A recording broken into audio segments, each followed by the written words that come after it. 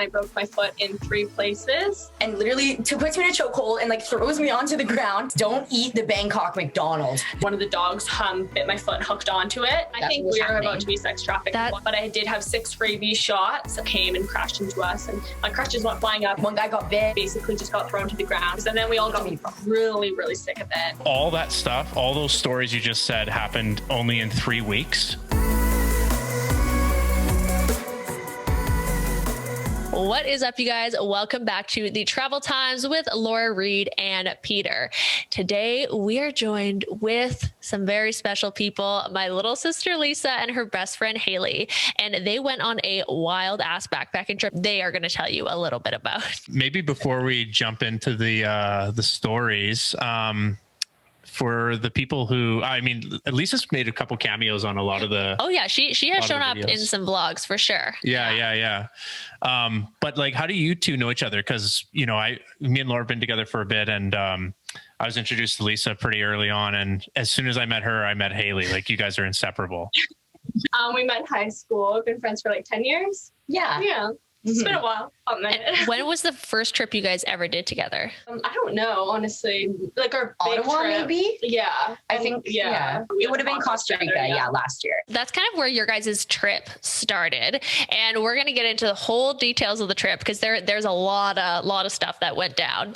But when did you guys first decided that you want to travel together? Well, I was always going to go traveling after I finished university, and then I kind of made a plan, and then our older sister, Katie, got engaged and they were going to get married there. So it just kind of worked out to start in Costa Rica and then make our way to Asia. So she met me in Hako, or you met me in Tamarindo for the wedding. Yeah, Tamarindo. What's it like backpacking Costa Rica in your guys' opinion? Because you do everything very budget traveler. Like, you guys are staying in hostels. You're really getting the true backpacking experience. Yeah, the only other place I would compare it to was Europe, because it actually was the same price range, I would say. A bit more on the expensive side from what I've heard from what Asia is like and what you said Asia was like.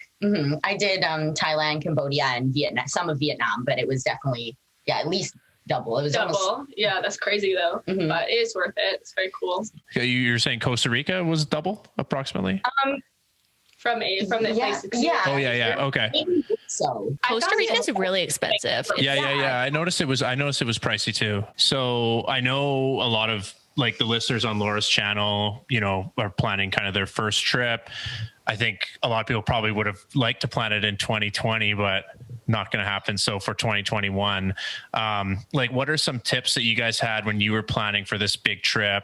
In terms of like budgeting and kind of your mindset with like saving and everything like that. Can you just like maybe walk us through? And I think the listeners might find that valuable. I saved like about 12,000. I feel like we saved about the same. About the same, yeah. Like right 12 or 15. And my plan was for 6 months. I don't know. Was that your plan as well? Yeah. 6 months. Well, about 5, yeah. How were you able to save up that money? My last year of university, I worked on weekends while I went to school on weekdays. And then when I graduated, I worked all summer, basically every day serving. Serving is probably the only way I would have saved that money. What were you doing? I was working in film, doing makeup as well. So that was also great money. Yeah, very happy with that. Cool. You almost need those jobs that are like not quick cash, but like you can make kind of big a lot in a short period. Exactly. And serving's great for that. Or movie industry, like just stuff like that you're able to, you're not working a 9 to 5. You almost can't do it. You can on a 9 to 5, but it's going to take a lot longer versus if you can work in a job that has tips or you're working really long hours like that. Yeah. It's also harder to leave some of those jobs, because you're like, definitely. Was there ever any like thought? I mean, is that still common? Like people work abroad? I don't know. Back when I was doing like a lot of traveling as a student, a lot of guys were doing that, or girls too. Like you hear about people like teaching abroad. Like, do you guys know anyone who's ever worked abroad? Our other friend, actually, one of our guy buddies, he is working right now in Vietnam, and he loves it. Yeah. Oh, and what does he do in Vietnam? He's teaching, right? Yeah, teaching English. So cool. It's a cool way if you want to travel. I guess if you want to extend your trip, right? You like maybe blow through the $12,000 and you're like only month 3 and maybe I remember hearing a story about a guy you went to university with. He traveled for like years and he painted like signs in English. So like he was like an artist, but he actually got like contracts through like local government to essentially translate signs into English and painted them. I thought it was kind of cool. a nifty little market. Yeah. One of our other best friends, I was actually going to go to New Zealand with her and work. That was the plan for after I traveled, but obviously COVID. But yeah. Cool. And then the film industry goes back on, so she had to get back to that. But yeah, you also hear about people working under the table a lot. Like people will work at hostels and they'll work for a bed, and so they'll just like chill there. Like you hear about that happening quite a bit, actually, especially in Asia. So your guys' trip, obviously, so it started there, and then Lisa, we went over to the Philippines together. You guys were in Costa Rica for a while, and then Lisa, you met me in the Philippines, and that was so much fun. That trip was amazing, but obviously at the end of it, took a turn for the worst. And it was like 2 weeks. 2 weeks in. And how long were you going backpacking for? So my plan was like 6 months, but didn't have a plan to come home. So I was going to go and then make a plan from there. But that was kind of like what I budgeted for. Yeah. So do you want to tell kind of everyone at what point the backpacking trip started, things started to go awry? So we were in Siargao for a day. I was with Laura, Robin, and Emma, our other friend. And I crashed my scooter within I'd say 2 minutes of driving it. She got down the driveway. Was this like the first spot that you guys started the trip in? Second, because we went to Karamoan Island, and I don't even really remember. I think I accelerated. I just panicked. I don't even know. So it was in the morning, and I crashed my scooter, and I broke my foot in 3 places. Yeah. I also felt awful too, because I was the one who was like, yeah, like let's rent scooters. It's so fun. Honestly, like renting scooters and riding around Siargao is the funnest thing ever. But obviously you have to be careful. Most people have injuries from motorbikes. Like I literally have a huge scar on my leg. People call it like the Southeast Asia, like mark, because most people at least have a burn from a scooter or a broken foot or a broken, it's a very common thing. Okay. So when you broke your foot, you obviously we were on a really small island. And so there wasn't that much. There basically wasn't a hospital. There was one hospital. The X-ray room at the first hospital looked like something out of a Saw movie. It was dark and dingy. It was terrifying. Well, I remember I kept on getting phone calls and FaceTimes from you during this whole thing. And Laura was beside herself. What I felt most bad about was because it was the start of your backpacking trip and this horrible thing had happened to you. And at that point it was okay, so you might have to go home. There was a very good chance that you were going to have to go home. I had to make the decision of whether I wanted to keep going or not. And then I came to a conclusion, I really have nothing to lose. What was your next country after the Philippines? You were going to go to Bali, right? And I think this was a big point for you because all of your friends were going to meet you in Bali, including Hailey, and you just didn't want to miss out. Yeah. I'm glad she didn't miss out, but I can understand how that was a very difficult situation, having everyone else very limber and able to walk. Oh, yeah. What was it like getting on a plane? Oh my God. Well, me and Laura and I had to, without my cast, take my broken foot on a plane to get to the hospital. I was her splint. That would have been my nightmare. My foot in the plane. She was holding it and I was crying. I already have a huge problem with leg room, let alone in a cast like that. I'd be going insane. So when you got to Bali, where did you guys go? Were you obviously maybe partying a lot? What was that like when you guys first got there as a huge group of girls? Because how many other people did you go with? There was 7 or 8. Is that how much there were? Yeah. Were you guys all staying in one place? So we met up in a villa in Bali. It was really great. It was really beautiful. Almost the same price to stay in a hostel that it was for us to get 8 of us in this beautiful villa with pool in the middle, cabana. Everything's a walk away. Yeah, it was really cool. Mm-hmm. And how much was that a night, would you say, the villa? I think it was 50 for 50. But it was 50 for 2 nights. Yeah, right? that sounds right. $50 Canadian for 2 nights. Total? Oh, wow. Total for each of us. And it was stunning. Yeah. Beautiful. It was very slippery. It's slippery. That seems like that'd be terrifying, trying to be in crutches and then going through Southeast Asia, because Southeast Asia is not really a walkable, steady spot. No. You're not getting any ramps necessarily, especially in Bali and stuff. It's dirt roads. Yeah, I was going to say this might be a stupid question, but did you ever consider one of those wheelchairs that they give you at the hospital, the pushable ones? Well, I could have spent half my travel money on a motorized wheelchair. Oh no, the push ones, not the not the old people one. $6,000 later, you're like, I got a chair. Yeah. Goes home. Because I'm just thinking, are the roads even? I've never been. Are they? No, Bali, it's very you're not how did you even get around? Yeah, that's kind of what I'm getting to. It It was hard to watch sometimes, honestly. It was brutal. Like we stayed in one hostel and the full middle was a pool. And so every time you came out of your room, you had to walk through the pool. And like my crutches would like, it was really bad. People would like point to laugh. I'm so sorry. I honestly like feel so bad. In that form, like it didn't embarrass me. I was just kind of like, you only cried like 3 times. Like, yeah. Well, obviously I cried a lot. I was more sad that like I like spent all this time planning for this trip of my lifetime, and then 2 weeks then I break my foot. Yeah. But obviously I made the best. I had the time of my life at the end of the day. So that's all that matters. And did you guys stay in any like really fun Bali hostels? Like, is there any you'd recommend? I would say Slumber Party, which is now Lushy, and it's owned by actually one of our friends. So it's very cool. You should check it out. It has a pool in the middle, has a really good sound system. They do games all day. It's really fun. As a big party. Yeah, big party. Honey party. What would you say? What part of Bali is it in? So another, it's in Canggu. Canggu's the best area to stay. It's honestly so fun. Were there any bad ones? You don't need to name names, but maybe a story. That was just in Costa Rica with the no AC, and that's not their fault. Oh, no AC on the app, so we didn't look. But you would not wake up hungover. You sweat it all off. You could not sleep. I laid in the shower for like the entire night and then slept outside in the hammock. Yeah. And that was the best sleep I had in 3 days was the hammock. You wake up, you like have your bathing suit on, you look in the mirror like, dang, I look good. It's like first thing in the morning. Yeah, exactly. When going to Bali, so like obviously you were staying in a lot of these fun party hostels. Was it really easy to meet people? Like, did you guys meet a ton of other groups? Yeah, absolutely. Definitely. I would say so. For Bali, I feel like we had such a group, like we had so many of us already. So it's like, but there's, big groups attract big groups. So that definitely made it like, we met a lot of random people, and like a few of us would meet some and the other. And so we ended up at our villa. I remember the last day we invited like 3 different groups over, and there was like all these random people there. So that was really fun. Where were most of the people from that you met? That day, that was Australia. There were a bunch from Australia. Basically everyone. Yeah, like everywhere. Yeah, there was so many different places. Us, States, a lot, I would say. A lot of Canadians too? A lot of Canadians too. Really? Yeah. Not in Costa Rica, but I guess in Asia. In Asia, yeah.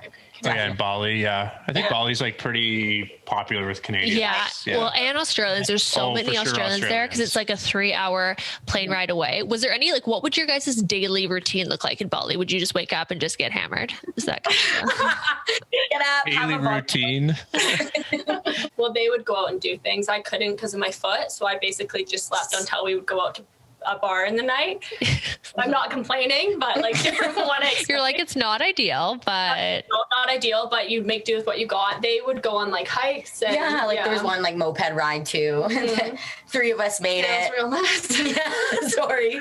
Yeah, no, I like it pretty much. Yeah, my roommate had to stay home as well. I watched her in the hospital parking lot with the scooter. Her first ride, she ran into a light. The light crashed. Ran into a motorcycle down. I'm glad she didn't hit the road, but she hit the wall. Stopped her, so that's great. Yeah. But another motorcycle. Yeah. It's always the motorcycle accident. Like honestly, it's so like people, you just don't ride a motorcycle. It's so fun, but it's just like a lot of times it's just not safe. And the problem is people are often drinking and riding a motorcycle because a lot of people feel like rules don't apply in Southeast Asia. So people think like the mopeds and scooters are kind of like bikes, because they don't go very fast. You can ride on the shoulder. I remember that was like one of the biggest things that people told us when I did like my first big trip was like, don't take the mopeds or the scooters or the motorcycles that you can rent. Obviously we did, but like, I could kind of see why it's a little sketchy. And didn't someone what happened with you? And didn't a little incident with a motorbike happen with you? Yeah. So our other friend, Emma, and I were standing outside of a bar and I had my crutches up.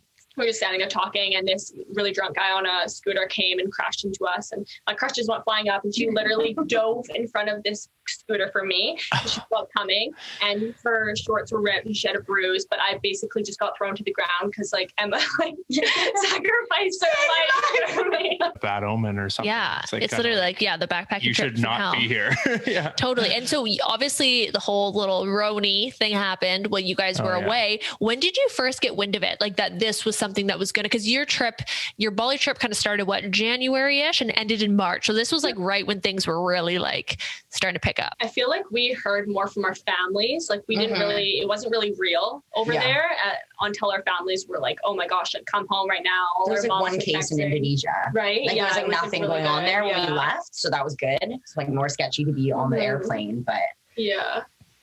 We didn't have that fear though. It was not installed there. It wasn't common there. Like no one had that fear. Like it was just kind of like, oh, this is a sickness. Yeah. You know? Yeah. And I think people were freaking out way more at home. Cause the thing is like, I remember the news and everyone being like, even Justin Trudeau was like, if you don't come home, like the borders are closing and you're going to die. And that's kind of how you felt. So we were hearing all of this. And then you guys were just like off at like Pretty Poison in Bali, like living your best lives. And we're like, get home. Proximity to the US. But it's tough too. Cause it's like, if it's not something that's even a big deal there, obviously you're not going to like, it's not going to be a worry. Yeah, no, of course. Where I got this hat.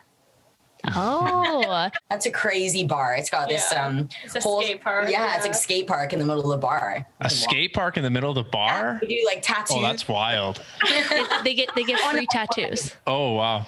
So 1,000% recommend. It was like it was so fun. Thing, like so Very many sexy people. Like it was amazing. So the people not performing but skating don't drink. They're hired. I was gonna say that's like a recipe for disaster if they could drink at the bar and then skateboard.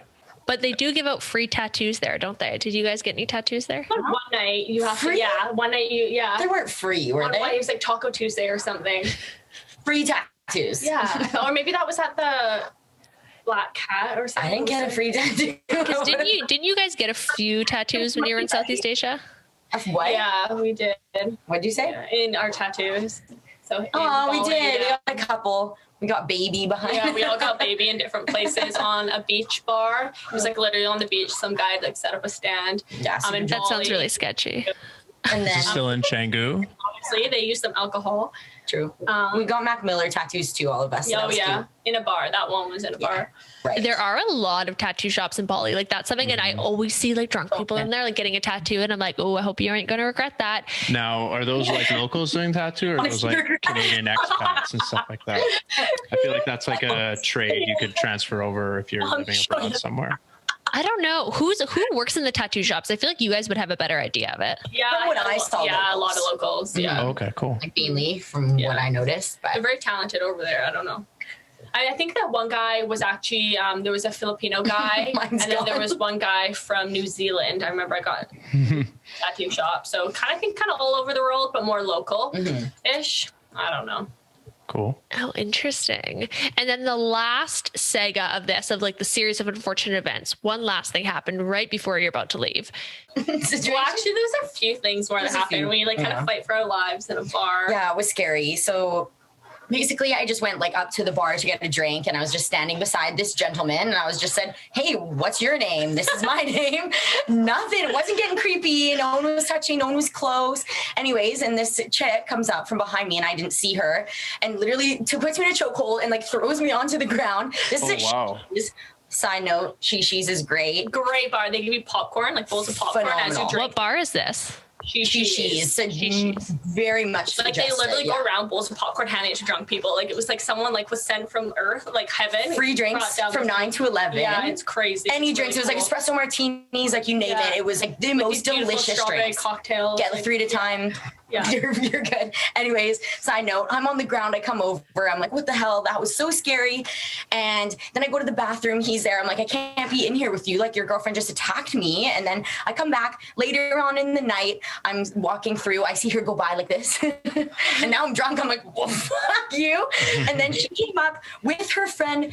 They were like definitely much taller than us. These ladies were very fit. Like if you took all our muscles and combined them into like one both person. of us into one person was like one person. It was like and her then leg. Another person. Anyways, she came up after the fingering to like literally started throwing punches, and people are trying to block us off, and like we didn't do anything. Lisa has so I like stand in between them because I'm like, it's not happening, and I hold up my crutch and I'm like, stop. Like I my legs and she's like trying to go past my crutch, and I'm like, stop. It's just so stupid. Like you literally could have come up and be like, hey girl, this is my boyfriend, nice to meet you. I'd be like, hey, I'm so sorry, great to meet you. You don't have to tackle random people. Like yes, that was unfortunate. But, yeah. Oh Oh no. Okay. Well, yeah, I feel like I've never, in Bali bars, but I see how someone was drunk. They're kind of confrontational. They could like not be happy with that, I guess. But aggression is never the answer. It's never the answer. Peace and love. Peace and love. And then the last seg of this. So like the one, top it off, you and a dog got in a little bit of a tussle. 2 dogs. Yeah. There was 2? I thought there was just 1. Third last day, I would say, like a day after my birthday. We were driving home from a bar on a scooter, and they have scooter services. So I would 100% recommend doing that while you're there. You just book it. It's kind of like Uber, but you get a scooter, and it's like, I would say, a few dollars to get anywhere. And someone's driving it, right? A guy. Gojek. And there's another one. Gojek and don't remember the other one, but Gojek was really great. Yeah. Gojek is amazing. It's such my biggest, but you can get, motorbike. So a guy, and then he has a helmet. It's like super safe. So it's like, don't ride your own motorbike. Don't drink and drive. It's not safe. And they give you a helmet, which is like way better. Yeah. Yeah, it's really great. But we were going home. Our other friend and I were going home on one. And as we were driving through this area, these 2 dogs were fighting in the middle of the street. And we drove through them. And one of the dogs bit my foot, hooked onto it. Oh. And and so the other foot, not the broken one, the other one actually, I didn't have to get stitches in the end, but I did have 6 rabies shots. And then they wanted me to pay $2,000 for the medication. But I was like, I literally don't have funds to do that, because this was like our second last day or whatever. You're like, see ya. Yeah. So this is it, I guess. This is the last straw. Anyways, and it was literally your other foot. Yeah. Could you walk at that point? You had two banged up feet. It was more of a shuffle that she would do. Oh yeah. Well, I'd say 12 hours after I couldn't walk at all. But then eventually, I could do this like little shuffle. But that was actually the second time that I did the shuffle, because I sprained the other ankle in Malaysia before. But then I just powered through it. I was like, and how'd you do that? I fell really hard when we went out one night, because I was like, it was really wet, and I was trying to balance on my boot and the crutches, and I ate shit, and I woke up and I couldn't walk my other foot. So. Yeah. Seems like you might be a little clumsy there, at least. I don't drink alcohol. You guys obviously found out because of the Roni that you guys had to abandon your backpacking trip. At what point did you make the decision to go home? Like when all our moms were like texting each other. All our moms bothering us for weeks on end. It's not even enjoyable. But also Justin Trudeau was like, anyone that's abroad, come home now. It's time to come home. Our friend Emma, I remember that. And my thinking was, if I get stuck here, do I have the funds to last me 8 months? Let's just say no. So it's like I either go home now or risk not being able to come home, right? Like, or I guess you could always come home. They made it sound like you literally couldn't get home. There, yeah. Well, I think the problem too was that you didn't know what was going to happen. Like it was literally so unknown. Yeah. Exactly. And also the trip was going to be 6 months, and sorry, how long did you end up making it? I was only gone for 3 weeks out of 5 months ish. Supposed to go to a wedding and such and all these. Okay, so wait a sec. So all that stuff, all those stories you just said happened only in 3 weeks? Or no. Well, I was with her for 3 weeks. Some of them did happen prior. But all this bad stuff happened in Asia. So it was basically like 8 weeks. Like that shit went down. Oh, wow. And you guys, that's a lot to go down in a short amount of time. Right? But so you guys, obviously you're like, okay, so mid-decision, you guys are coming home. Did you basically just blow the rest of your budget? Yeah. Pretty much. Just gave her by the end. Yeah. It's like, when are we going to be here next? Who knows? Kind of just. Yeah, you guys went out shopping. You got like all the beautiful things. So we kind of were just like, why not? Whatever. Like we worked hard for this money. We might as well like use it for like some fun. Yeah. So. For sure. While you're over there. Yeah. And I feel like, I don't know, for me anyways, when I'm like planning trips, I have all these expectations of like how it's going to go. And, you have this vision, but then, like you guys experience, sometimes you get hit with like some unfortunate things. Like, I don't know, I admire that you guys have managed to maintain like very positive through all this stuff, where normally I would have been like right home, like for sure. So like, I don't know, what can you give any like advice or anything like that if people's like travel plans don't go the way that they like plan and things happen? Like, how do you stay positive? I would say if like my life sucks here, it's like your life's going to suck way less like abroad, like if you're having a bad day, it's like, look where I am, look around. You're not going to see this all the time. So you might as well have a positive outlook on it. Yeah. You know? Honestly, sometimes you just like have to work with what you got. Like it's unfortunate and not ideal, but it also like I had the time of my life. I like met so many people. I like had so many people piggybacked me and like came up and talked about my foot, and that started conversations that made me like meet amazing people. So at the end of the day, it is what it is. And I still had the best time ever. And like, now I know that it also like shocked me back into reality. And it's like, you can't always like make like fearless choices. You have to really like think about actually your safety. And that's just what like I learned in the long run. So I think, yeah, and that factor, it also helped me because it kept me alive. So yeah, here I am. Totally. Like everything happens for a reason. Sometimes I always think too, I'm like, if you hadn't broken your foot, like, was there something worse waiting for you? And I always think about that because I'm like, yeah, I feel like I've like always felt like a little guilty with that because I'm the one that like decided to rent motorbikes, but then I don't know. Yeah. Yeah. Good to like, yeah, it sounds like you guys, I mean, had a lot of experiences in a short amount of time. Any other like lessons learned from like the first, you know, big trip like that? Oh my god, this is an interesting story. Yeah, I guess we tried to go to Gojek, and then we like, how long were we like? It was my birthday the next year. Yeah, the next year. The next day. Woo! The next day was my birthday. Yeah, because birthdays are 2 days apart, so we like booked this beautiful like Airbnb. Yeah, in Gojek, which is one like the party island. Yeah, the party island. Everyone says go there. It's a big party. Like you can't even like cab. Yeah, everyone like rides horses around and stuff. It's like, it was like probably I'd say like what, like 8 hours of boating to get there. Yeah, to get there, about 8 or 9, and we took like a speedboat and stuff just from where we were, which was we had to switch boats. Your guys' driver drove us. Oh from yes, Canggu Pepe. To this place. Pepe was a homie. Yeah. Call Pepe if you need anything. Yeah, absolutely. Ask me to go. Yeah. But yeah, anyways, we got there and we knew coronavirus is a thing, and people on the dock were like, oh, blah, blah, like you're not going to make it. And we were like, haha, okay, sure. Yeah. So we get there. Every single person on the whole island is along the beach. Yeah. Ready as soon as you arrive. Right, like as we pull up, like there's like hundreds and thousands. Everyone's on the beach trying to leave, and we're like, okay, we're like, woo! We had a bunch of beers on the way there. Anyways, yeah, so we basically had some tequila shots quickly, and then started making a plan how to get back to where we were before. Yeah. All the boats though to get back were already bought up, so we had to make a new plan. So yeah, this was after 8 hours of boating. So you guys took 8 hours to boat to get to this island. You show up, and they said no. Have you been there before? Yeah, LauraReidYT is so sick. It's really cool, but that literally sucks. I'm sorry. Yeah, it is really cool. No, I'm kidding. I'm happy for you. But yeah, we took the public ferry back.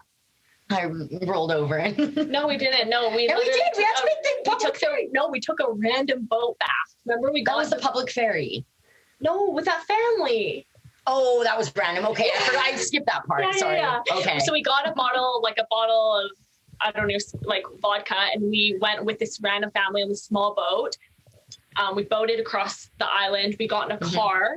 Then we went on a random ferry for like hours, and we paid to go. This whole trip was like 12 hours, I would say. Like it was like after the 8 hours, I would say it was another 12 hours. Yeah. Yeah. Oh, that's what you're saying. Yeah, it was very long. Yeah. Anyways, and this is all in one day. Yeah, basically. How long were you on Gili T or Gili Island? An hour, yeah. An hour until everyone's like, there's nothing open tomorrow. You have to go. They were closing the island. Oh, wow. They were closing the whole island. It was closed. Like, even on the news, they were like, it's closed. Exactly. But our Airbnb was like, it's not closed. And we're like, it is closed. It's closed. Is that because of COVID? Yeah, it was right when the pandemic was getting really bad. And so they closed down the island.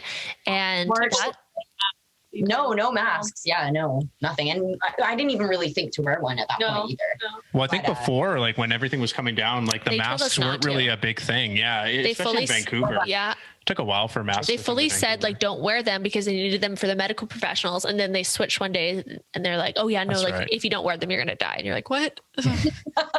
Very misleading information, but they're doing the best they can, right? Like it's only like what you know at the time, I guess. Yeah. We're all just doing the best we can. We're just doing the best we can. The moment of the day, though, we got back to the harbor. I forget what harbor that would have been, leaving to try and get back to Seminyak and Canggu. This was after like we were sleeping for like, what was that, like 8 hours, another 8 hours on the ferry. On the ferry, yeah. So got back, and then this random dude came up to us and was like, oh, 1, 2, 3, 4, 5 girls, like 5 girls, and kept counting us, and it was really weird. And this one chick came over that had the same package as us, like, you know, the ferry to the whatever, the cab. And she was like, oh, they're with us. And he was like, oh, like, no, we're taking them. Yeah, he's like, no, we know where they're going. Yeah, like, blah, blah. And she was like, our friend's card. Yeah.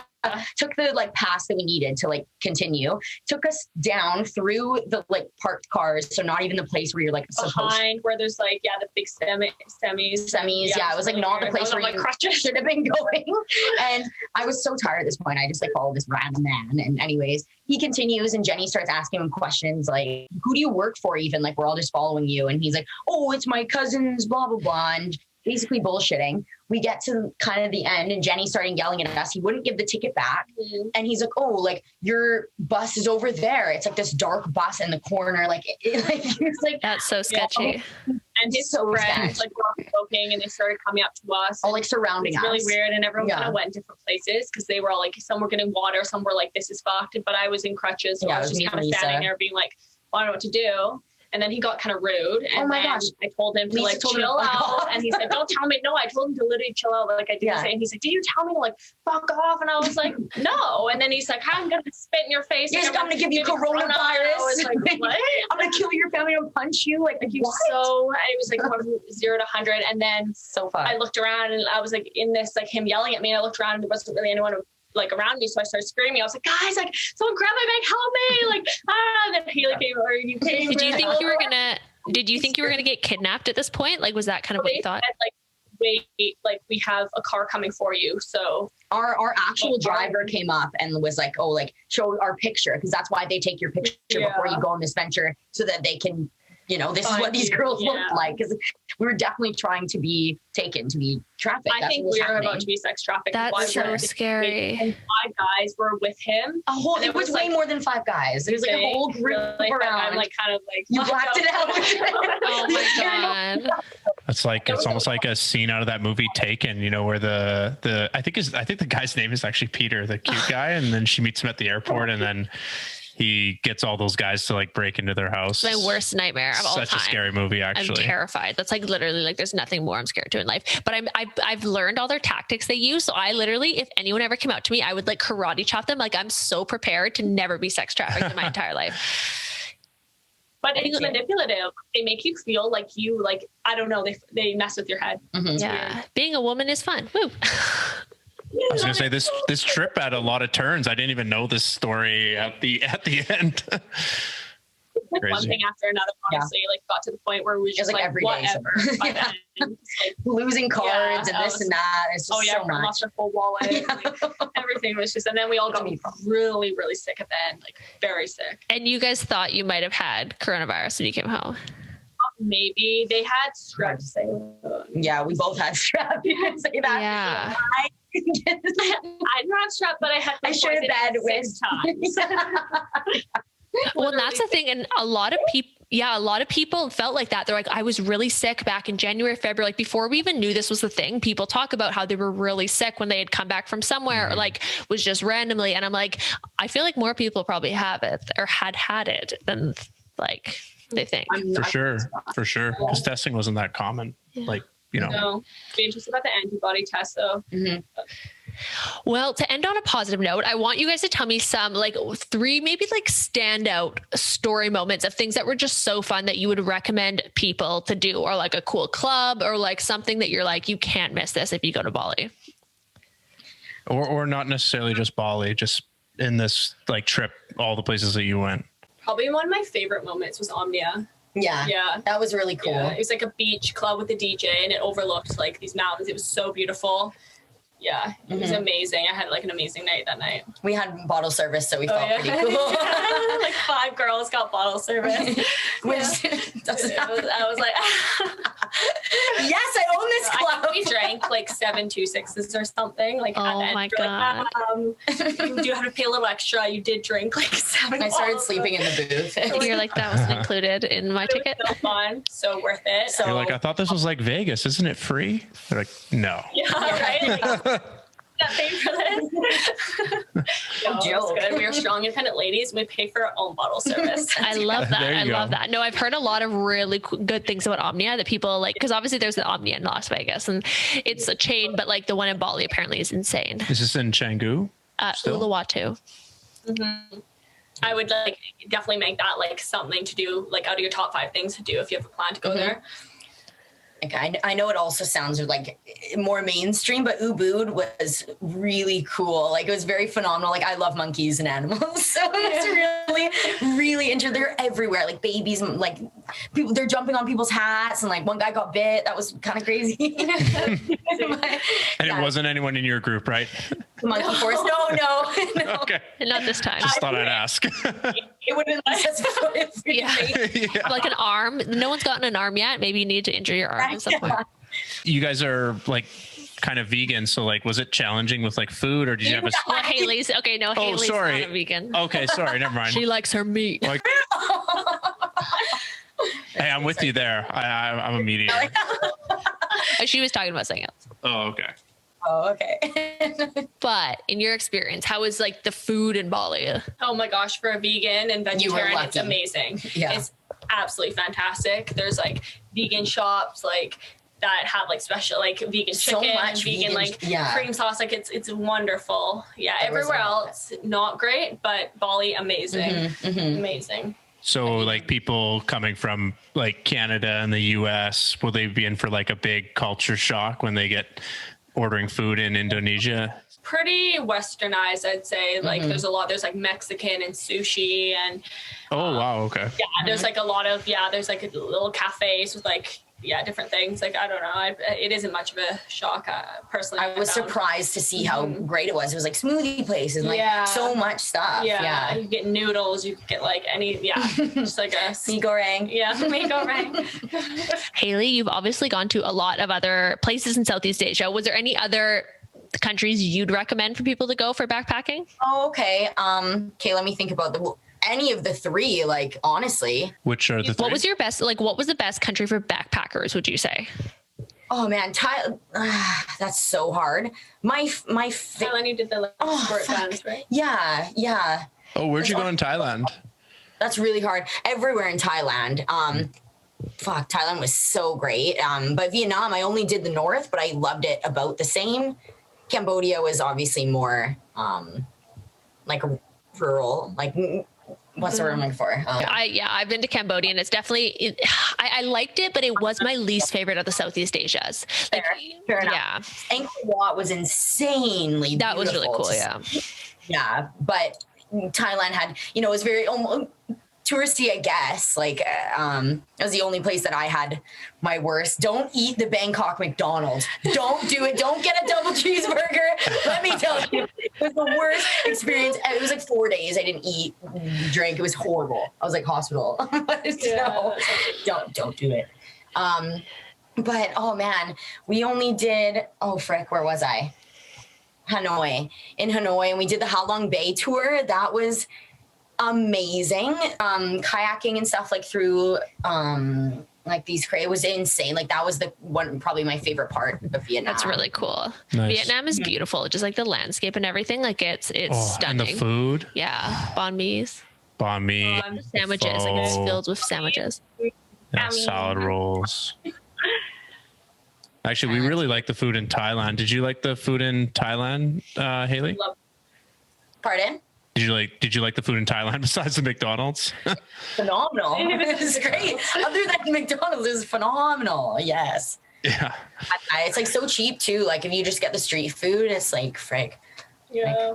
So Yeah, cheap. Thailand has my favorite food, like the pad thais and the curries, like and the mango sticky rice. Oh, Oh, and the soups, It's like, literally, the like, tom yums amazing. and the tom Yeah. kai gaos. Like I really fell in love with the soups when we were there. I love soup. love me some soup. Love me some soup. Well, what would you guys do differently for a future backpacking trip? Do you have any travels to go backpacking again? And like, what's your plans? Basically, like after this is all over, I would love to go traveling again. I really want to do New Zealand. I want to end up getting to Thailand and Vietnam, which were where we were supposed to go on this travel, but I didn't get to because of COVID. We're going to hop on it as soon as we can. Hop on that. Hop on that. Mm-hmm. I didn't go to New Zealand, but I went to the Cook Islands, and it's really, so they stop over they actually have a flight from Vancouver to Auckland, and they stop over on the Cook Islands.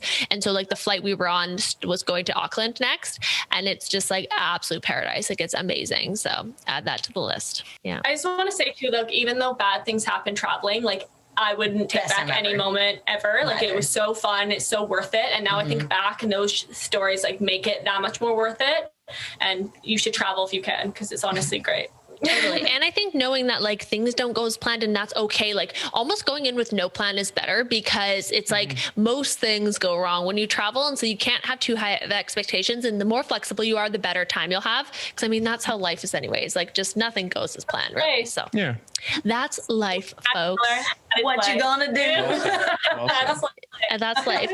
And so if people wanted to follow you guys home, just kidding, on Instagram, where would they find you? What are your socials? These ladies are both single. If you're looking for some loving, they are available. Yeah.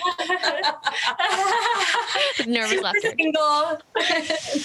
This is actually a dating show. Is Hailey Card for HAILEYCARD 4? And Lisa Reid with 2 Ds. Stole my username. Stole your Hotmail. Yeah, our emails are all the same. She steals my passwords and just makes them the same as hers.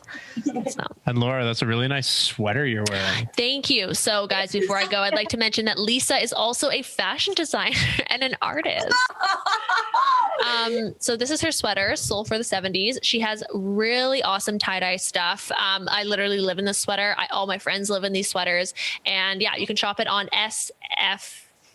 Can you say .com. Yeah. Ready made. She also does custom stuff. So check it out. Hailey's also an artist if you want to buy her art. You don't. Anything else you guys would like to plug?